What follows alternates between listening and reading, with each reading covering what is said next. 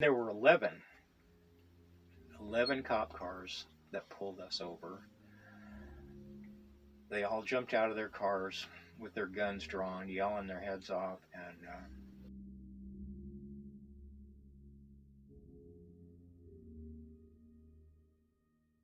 You say that it was getting pretty hot, like it was getting pretty so I'm heated. hiding out with a You've been friend. arrested a few times. You know that they're doing the wrong thing. So, I mean, your life is scary at this point. Yeah, it's pretty scary. So I'm So laying low. you're risking your life. You are I risking didn't your feel life. they were going to kill me then. But I they are wrongfully arresting you Mm-hmm. to shut you up. Mm-hmm. And you've decided that this was too important.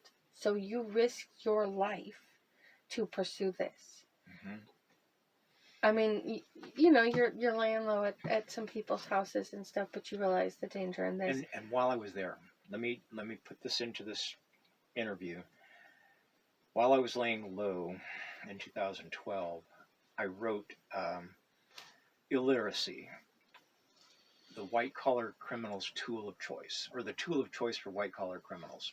And it's an 8-page letter to the people. It's an article. It's something like you might read in a magazine. And it explains how illiteracy is being taken advantage of. And I knew that most of us don't know what's going on, including the legislators. Most legislators are too stupid. And this is a big part of the problem. Our so-called leaders don't know. They can't answer the question. And when they ask their boss, legislative counsel, the attorney for the legislature, he knows everything, but he won't tell them. And he'll tell them, oh, don't listen to that guy. He's just a troublemaker. And so So most I mean, look at Joe Biden. Most legislators are pretty stupid, and they think that same thing about police officers, because they even said it in that Senate Bill 124 about police officers. So we've got this. You wrote a document to the people, an 8-page document. Is there a way that people can find that online? it is online. And I usually find it by looking up my name. And my name is Richard, the L in the middle, L dot, and then Koenig, but it's pronounced Koenig. So Richard L. Koenig, and you'll find many of the things that are online, and including that. And I had to write that because my ambition had been to write something called Crimes Cops Commit. That was what I was aiming for, but I knew that I couldn't write Crimes Cops Commit and take the criminal code and put it in an article, because people are going to look at the words, and even though it's written so a 6th grade reader can theoretically understand it, it is code, and people typically don't understand it. So I wrote Illiteracy, and then I wrote Crimes Cops Commit, and this was all while I was hiding out. And I spent months on this 8-page document, trying to edit it down, make it shorter, make it more readable. And it's as short as at the time I could do it. And then I went through the criminal code. I started at the beginning. I went all the way through to the end. And every crime that is committed, every time a cop writes a traffic ticket to the general public, is in there. And is that online? That should be online. Yeah, that's online too. But I know some of the stuff. I know at least one of the documents that I wrote to the director of the police training academy is no longer there. And I don't know what happened to that. I'm past the age where computers were put on people's desk and they learned about them at an early age. I'm not a computer aficionado put it that way. So I don't know too much about communicating by computer. Except email. Yeah. Except email. Yeah. Mm-hmm. Well, I've done a lot of research, found a lot of stuff, but I'm not an expert with a computer. So, but I did go all the way through the code. So there's one, and that's a pretty major document. That's 27 pages. My analysis of the statutes in between each statute. So that's what you wrote. You wrote these two things, and then in 2012. And then I got arrested. Telephonic harassment again. And how many times is this? 3? At least 3, I think. Yeah, at least 3. I heard about a gal who was a CIA informant, and she got sent to Iraq to find out the basis for an invasion. She ended up getting arrested. She got back. She told the United States, she said, "Don't come over here because they don't have that yellow stuff. They don't have it. There is no reason for you to come and start a war over here. You're going to be embarrassed." And she came back, and they arrested her and put her in a state psychiatric hospital and gave her drugs. And she was in there for years on drugs. And I felt, oh man, I better read her story. So I ordered her book from a bookstore in Portland, and my friend and I got a call, and they said, "Your book's here," so we were going to go get it. And we went down the hill. We didn't get very far, and he said, "There's a cop behind. I think he wants to pull us over." And I said, "Oh, you're kidding me." And he said, "No." And so they pulled, there were 11 cop cars that pulled us over. They all jumped out of their cars with their guns drawn, yelling their heads off, and I was pretty close to right about what was going to happen. My anxiety had been, so there were 5 different jurisdictions. There were 2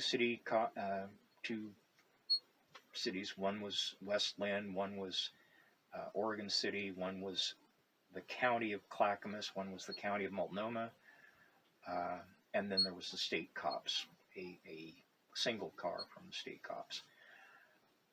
And all of these people, there must have been 15, 16 guys there, jumped out. And what county were you in? Clackamas County. And they had been watching me. They had gotten a call, and they said, they went to the detective for the Multnomah County Sheriff's Office, Lee Gossam. He wanted to go to the grand jury and tell them, we need Richard's internet service provider so we can subpoena his address. So they apparently lied to the grand jury, because a grand jury does not do business except for felonies, and telephonic harassment is not a felony, it's a misdemeanor. They gave him a subpoena for my internet service provider. They came out and they and this is to another county, this is to Clackamas County where I'm hiding out, and they set up a what do you call it, a watch. They staked me out for a week, and they were there for 24 hours a day for 7 days, and before they did this. And then they wrote in the arrest report, they said, we're watching these people, and they're entering their truck, and we're going to follow them down the hill and arrest them. You got this after you were arrested? You got that in the report? I got this arrest report, yeah. And so this is telephonic harassment. This is the 3rd time. What year is this? This is 2012. 2012. You're in Clackamas County.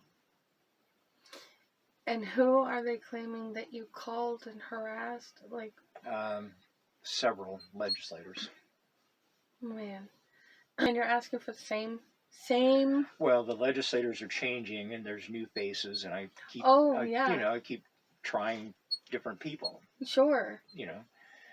And they all end up talking to Dexter Johnson, who is the attorney, and who stays. So all these people are reelected, but there the attorney sits.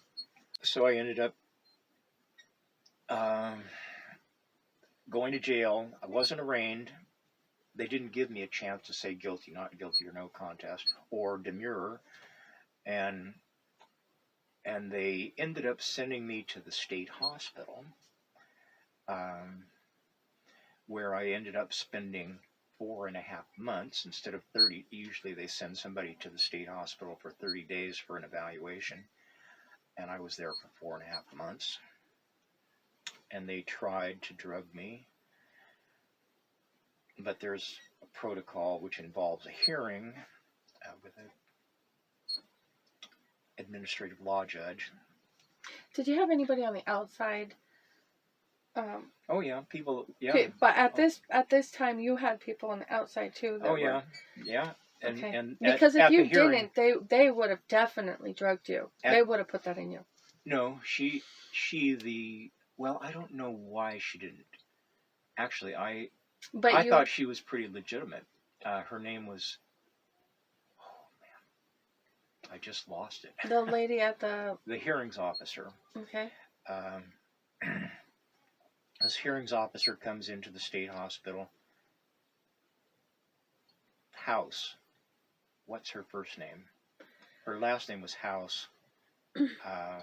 Anyway, we had this hearing, and typically these kind of drug hearings last for an hour or a couple hours, maybe, for a complicated one. And I asked this when I said, what's this whole thing about? How long is this going to take? And they said an hour or two, and it ended up taking 2 long days, 2 8-hour plus days. And what's her name? Anyway, she's sitting there, and I've never seen anybody in charge of a hearing on the computer like she was, but every minute, continually on the computer taking notes. And we got into the second day. Oh, there was standing room only in this courtroom, in this hearing room. All my friends came. There were many people from the hospital that wanted to see what was going to happen, because they couldn't figure out how can somebody there that's on an aid and assist commitment stay there for so long, 4.5 months, and I guess about 4 months then. So the district attorney is the one that sent you here, or the judge sent you to this hospital? The judge has to do that. And it was on behalf of the DA's request? The DA said he probably isn't competent to aid and assist in his own defense, but I don't really know, because I didn't go to the judge and hear all that. I didn't have an arraignment. I'm just assuming. Just sent you from the jail to the hospital. Mm-hmm.